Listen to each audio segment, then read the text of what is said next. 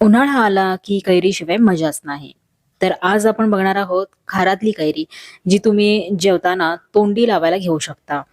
तर करायचं काय आहे, एक कच्ची कैरी स्वच्छ धुवून, कोरडी करून त्याच्या मध्यम आकाराच्या फोडी करून घ्यायच्या आहेत. अशा लांब फोडी करून घ्यायच्या. आता एका हवाबंद बरणीमध्ये कैरीचे तुकडे भरून ठेवायचे. शक्यतो इथे बरणी काचेचीच वापरायची आहे. खारातली कैरी आहे त्यामुळे आपल्याला ही मिठामध्ये मुरवत ठेवायची आहे. तर इथे मी 2 मोठे चमचे जाडं मीठ या कैरीवरती घातलेलं आहे. त्यानंतर कैरीच्या वर येईल इतकं गरम करून थंड केलेलं पाणी घातलेलं आहे.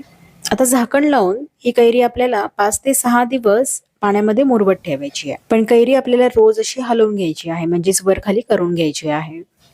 5 ते 6 दिवस मुरवत ठेवल्यानंतर कैरीचा रंग तुम्हाला बदललेला दिसेल.